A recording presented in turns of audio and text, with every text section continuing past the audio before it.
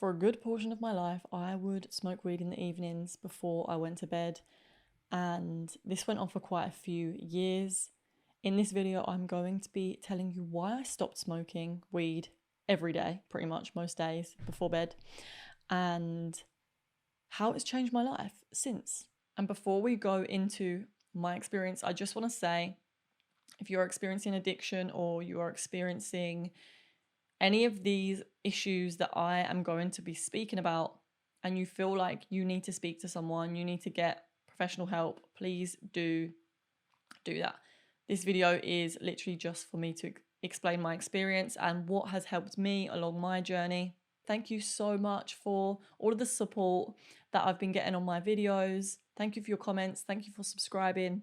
If you would like to see more of my videos about spirituality and personal transformation, then make sure you subscribe so that you don't miss any of the upcoming videos. But let's just jump straight in. What I've learned along my journey with being a weed smoker is that weed isn't inherently bad. It actually has many, many benefits. You might be surprised that I'm going into this video talking about how there is benefits. I just want to make this clear that it is not the substance that is bad, that is the devil. It is our relationship to it. The cannabis plant in particular actually has so many benefits.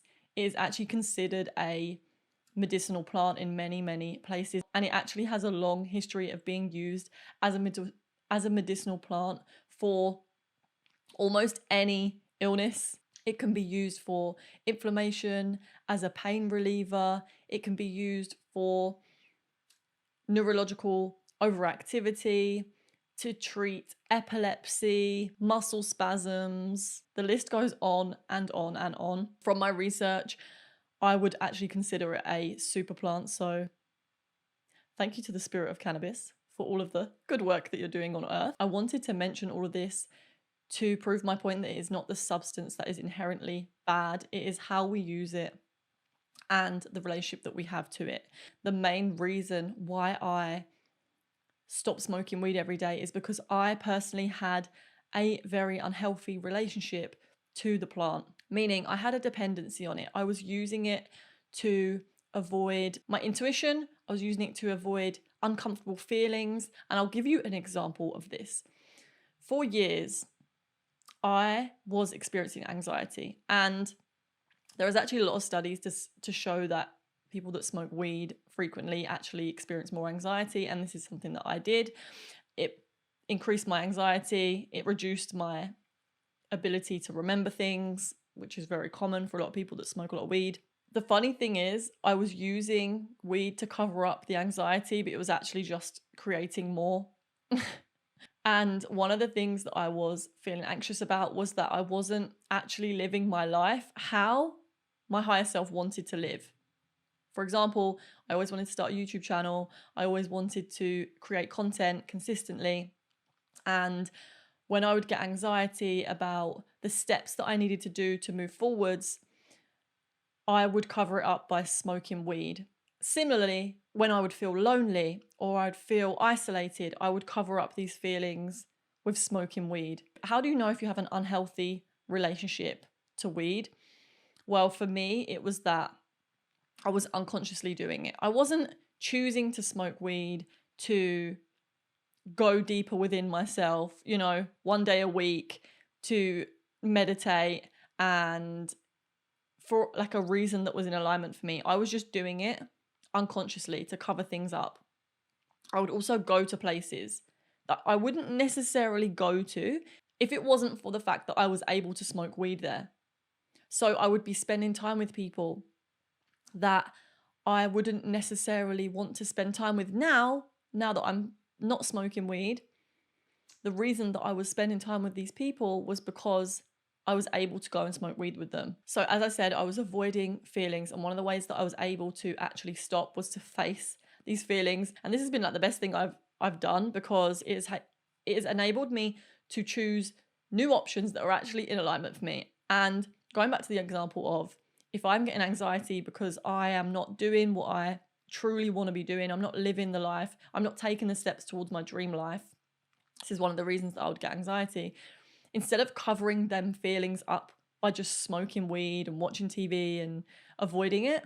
I can become aware that this is a need within me, that I want to do this, and choose an option, take a little step towards what it is that my inner self in that moment is asking me to do, whether that is to start creating a YouTube channel. What is like the first step that I can do that is in alignment with that part of me? The next reason that I stopped smoking weed was literally because of health.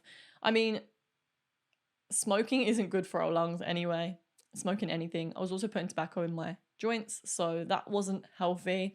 And I was also eating a lot of food. When I would get the munchies, I would literally just pig out, eat loads of unhealthy food, and this was not in alignment for me at all. Smoking weed was also keeping me in this low vibration because I wasn't acting in alignment with my higher self. And I go on and on about being in alignment with my higher self.